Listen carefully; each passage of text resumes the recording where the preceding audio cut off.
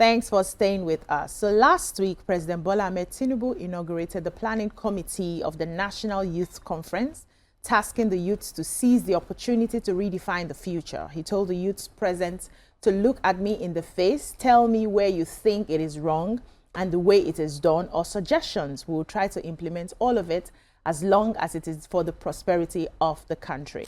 Politics is about development and the future generation. I am glad you're all here as a committee to inspire today, tomorrow, and a day after. So joining us in the studio is Ayodeji Bakare, a diasporan youth, popularly known as Mr. Use Cassava in the commodification of the Naira. That has become your name now. You can also join the conversation and call us on 02016352013 or 09024163440. Tweet us at TVC Connect using the hashtag YourViewTVC. Mr. Use Cassava as a commodification. How you doing? I did can't play, I did fine. It's good to be here. Yeah. It's good to be around. Yeah. So this meeting with the president, were you a part of it? And what did you think was the end result of the meeting? Actually, I wasn't a part of it, but I was aware of the meeting. And the meeting is just basically a rallying call to the youth of Nigeria, since we constitute about 60% of the population. Like, let us come together and continue to help the country. Because there's a popular Yoruba saying that says it is the wisdom of the young and the old that built Ile-Ife. So that is the rallying call here, because the Nigerian youth is resilient, the Nigerian youth is hardworking, the Nigerian youth is energetic, the Nigerian youth is intelligent. Yes. And we are saying now, Thank you. in the 21st century, with the way the world is moving around, the globalization taking place and all, we need maybe additional fresh ideas also as to how to navigate our economic situation, our human capacity development situation in the country. Thank you. Yeah. So, when, all these books that you read where they say, if you have 2 minutes with a CEO of Fortune something company, what would you say? If you caught them in a lift, what would you say? I think you should write a book about what you did with that short time you got, with the president. I was hoping to say, what do you do when you have 2 minute or 1 minute while the president is passing? What do you say? You have to come up with something like that. But because of today's conversation, youth confab. This is a conversation on ground. The president is asking the youth. He's saying, look me in the face and tell me what it is that you need. This country, we want to build it and we want your input. What do you think, how would you describe the person of the president? This, I mean, in his response to hearing criticism or advice from young people, especially when we have sometimes young people speaking up on social media and you feel like people are saying, that's not how to speak to the president, that's not how to do it. Given your own short time with him and what he's saying right now concerning asking you to come to the table, what would you describe his attitude towards working with youth as? So, firstly, I want to make something clear here. There is a difference in between when you are constructively criticizing somebody or a certain situation and you're just trying to be a populist. So unfortunately, I don't listen to populists.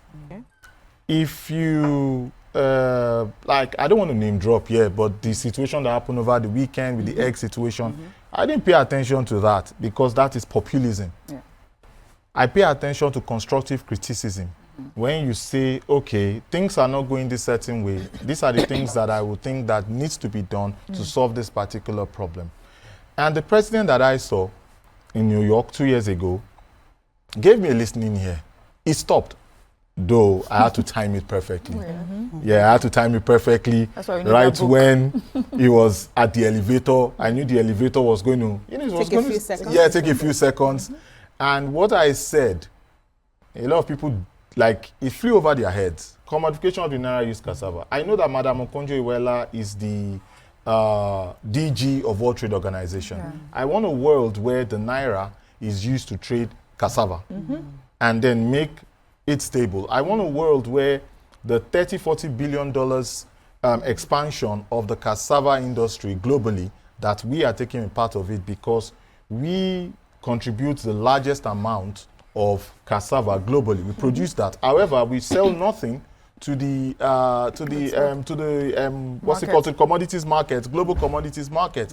So that is why I said what I said, and I believe that that in itself would bring about a chain of reactions as regards our agriculture. There's going to be a serious agricultural revolution when cassava is going to be seen as the cocoa in Ivory Coast and in Ghana. Because Ivory Coast, I even have another issue with cocoa in Nigeria anyway. We'll talk, maybe we'll get there. We'll catch the president again. We'll talk about that. But then you look at how they build their economy based on that. So I'm looking at we also building our cassava based on that, because we're always talking about diversification.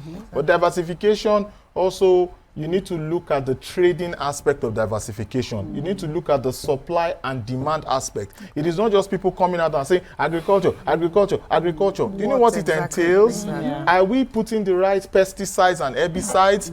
Are we using the right type of fertilizers? What about the packaging, the bureaucracy, NAFDAC, SON, you know, NDLEA, call all of these agencies, you know, it's an ecosystem. Yes. Now, back to the president. The president said, and I quote, speak to the minister of economy. Like that was, I didn't, the second part of that video is not released. Okay. No, it's not going to be released. It was just the first 15, 20 seconds. There were other things that happened. Okay. Yes, that one is for personal consumption. I don't even know how that video even leaked. It was leaked because You were not planning to release it? I did not release that video. Yeah. I don't know how that video got out. There were other people around you now. Maybe, but I don't know how it got released. You know how some people must be recording while you guys are talking. I didn't know, but the president that I saw was someone that is willing to listen. Okay. And looking at the people that is putting in different positions, you see that you see younger people now. I'll say this is the first time in Nigeria's history where we are seeing younger people constructively criticizing, younger people also serving in office. Like I was saying earlier, yesterday I was with the Honorable Commissioner for Youth, that is HC Ogulende, Mobolaji Ogulende, and we had conversations as regards plans for the youths of Lagos State, and I, brought up a few ideas, and he said we cannot complete this conversation. We're going to have continuous conversations. You can see the different people being put in different places. I can see somebody and reflect that I can see myself in this person can see myself in me. Yeah. Just like the Minister for Youth, actually, the Comrade Olawande, he's a young guy. The president's son. Young? How old do you consider young? Well, according to global standards, the youth is 18 to 35. Yeah. Nigeria says it's 18 to 40. But we So- need to grow. Continue. Just kidding. So when you look at that age bracket, that is what we qualify as the youth. the youth, So All right. So youth confab, fabulous, fantastic idea. Where the president wants to hear the young people, but do you think this is going to be just another everybody talking, just words? Do you think that there's going to be actions behind all this talk? Will this be like the normal Nigerian way of Regular confabs, and then nothing happens after? Okay. Yeah, what is there a guarantee Okay. that there will be actions behind whatever it's The meetings. Okay. the meetings? I will share this from a personal experience, my own personal experience. I will share this with you. So, when I came in, the first thing I did was, I already made those connections already. I went to my university. That's the university I graduated from, University of Lagos, the best university in Nigeria, by the way. Story. And, No story. and I met with Another Dr. thing. Tolu Before we off Ajayi. your mic now. Story. Yeah, don't beef Unilag. Off Come your on. mic now. So I went to meet with her, and I organized a seminar. There was a seminar that was organized immediately. The chemical engineering 500 level students, and I was speaking with them. I didn't get that in the past, and I was speaking with them, and I was telling. They asked me all possible questions, and I answered everything. So that was a test running. Mentorship. Giving guidance. So when we go for the confab, for example, I am not, if I am opportune to be there, Yeah. I am not going to be speaking from ideology. I'm going to be speaking from reality. Yeah. Now, I'll give you another experience. So, I'm from Amuwo Odofin. Yeah. And I know that one of the co-hosts here also, Nima is Kashat from Amuwo Odofin, and she's very vociferous as And vocal. regards The- Amuwo The Odofin issues in the area, yes. So when I came to Nigeria, or came home, you know, I could have stayed in Lekki. I could have stayed in Ikeja and all of these different places. I said no. I was going to stay in Satellite Town. Okay. At the time I stayed in Satellite Town, we didn't have power for 4 days. And then on the day that I was in, I was like, that was the 5th day and there was no power. You know what I did? I called our spokesperson for power in our community.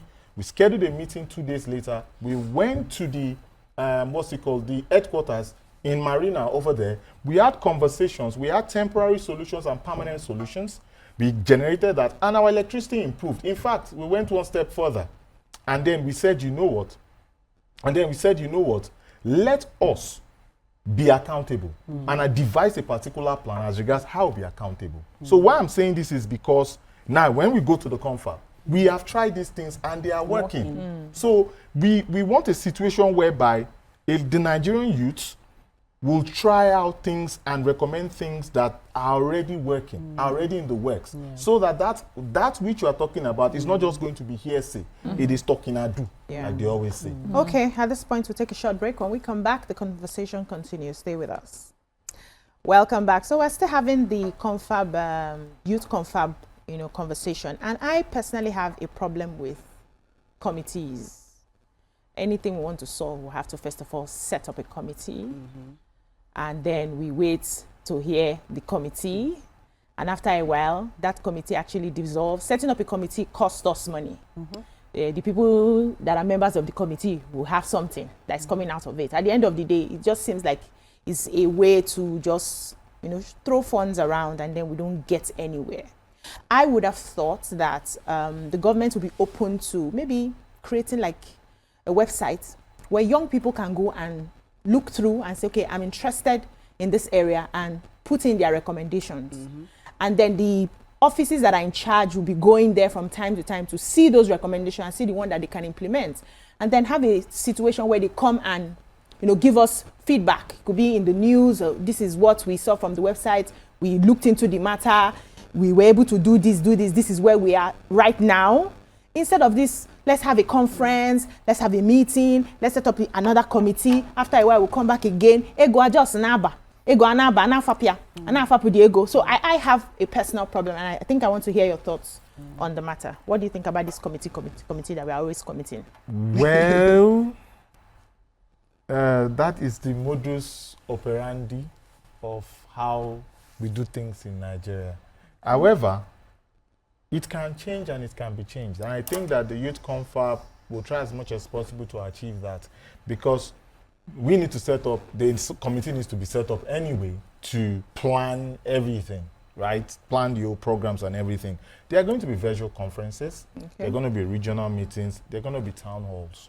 So all this that you have said, good recommendation. I think it's also part and parcel of the plan of the youth ministry. I think it's part of the plan, yes. But it's a very good idea, putting in your suggestions and all of that.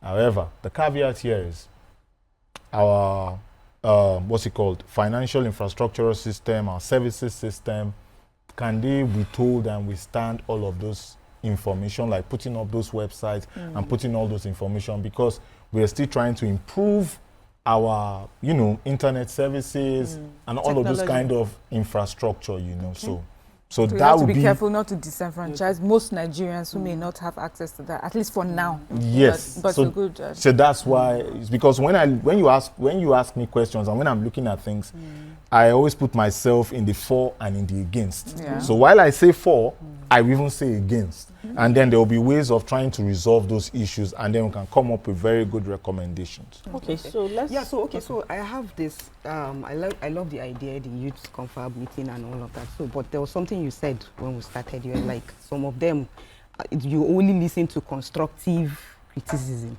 You do not listen to this. But whether we like it or not, now our youth, we have those kind of people. And they are, it's just that maybe they don't know how to relate their messages out. You understand? They don't know how to constructively air out their complaint. Yeah, air out their complaint and all. So are you going to say that their feelings is not valid.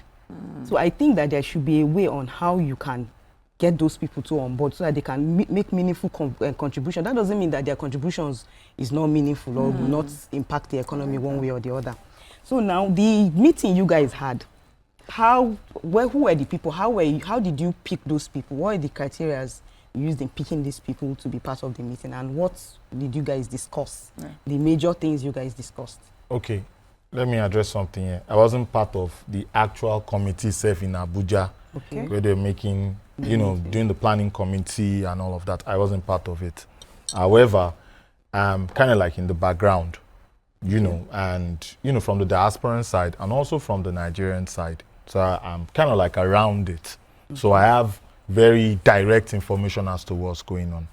And now to the main question that you're asking, because I think that's a very critical question you asked.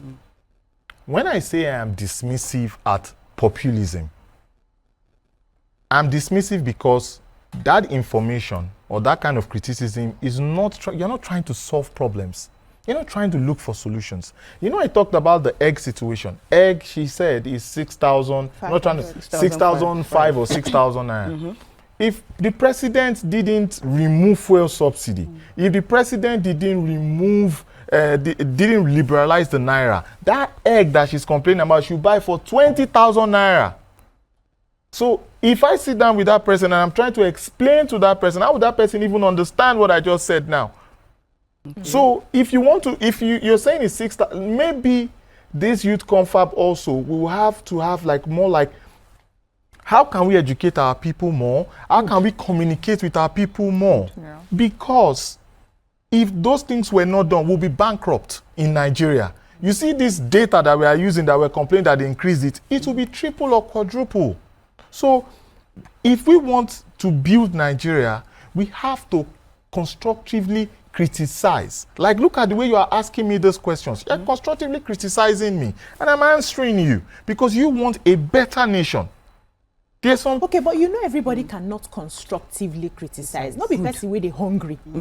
Go they remember to be constructive. So there's also a place for lamentation, which I don't think that's what you're trying to say, which you cannot invalidate. People are feeling the pains differently, right? Some people would still be able to manage and just put that pancake on their face and do their job while they are going through stuff. All of us here, we shop. We enter the shop and we know how much we're spending for food, right? And others are not able to bear the pain. They just want an outlet. Shouldn't that also be recognized? Okay. Should that sort of person be stifled because you are coming out to lament your pain? Not all of us can be in the space to constructively criticize and give you advice. Right now, many people are not even seeing the way forward. It's not what you have you can give to somebody. Okay. Is there a place for that as well? And when that happens, what should be the step of the government? Oh, fantastic question. So now that we're even talking about food, I would give one of the recommendations that if I'm opportune to be there, I would give. Imagine a world where every local government in Nigeria, 774 local governments in Nigeria, have a farm. Imagine a world like that, where every one of them have a farm, and you are focusing on food crop only. I'm telling you, we'll crash the price of food in Nigeria today. We will start a lot of, industrialization, agro type industries in the country. So when we are talking about these situations, for example, yes, people are hungry. I am also hungry. We all go to the same market. Fresh, oh. we all go to the same market to purchase food and all of that. But there needs to be a rallying point. And that is why, like I said, I'm advocating for farms in all 774 local governments. In fact, in Lagos State, because Lagos State is the smallest state in Nigeria, 3,500 square kilometers. Imagine Lagos State contracting, like different states lobbying to have farms for Lagos. To supply Lagos. Yes, so it's valid, but just me as a person. There's one important thing. Okay, just he's in diaspora. We need to understand how he thinks, and you understand the Japa movement. What would you be saying at conversations like this to encourage youth to come back? What would be the policies and things we need to do differently to encourage youth to come back and stave off this jackpot that's happening? Okay. And also Agrotech, please. Yeah, it is, we are suffering from brain drain. Seriously. In this country. Like, Badly. coming in, seeing different things. I'm like, things are not supposed to be done this way. I think it's the patriotism. And like BC rightfully said, people push things differently. I'm not against somebody going for prosperity. I am not against anybody going for prosperity. However, we can make the most out of it. Imagine a world, and that's what we're going to discuss in that confab, where all of our youth, we begin to train them from a vocational standpoint.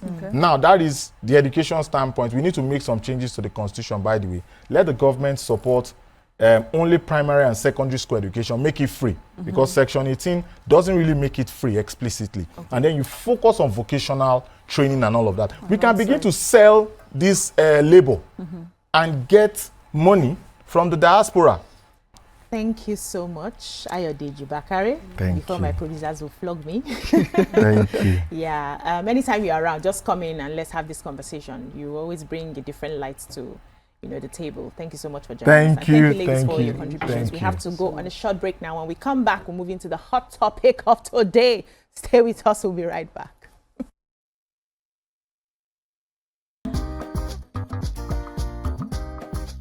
Stay tuned.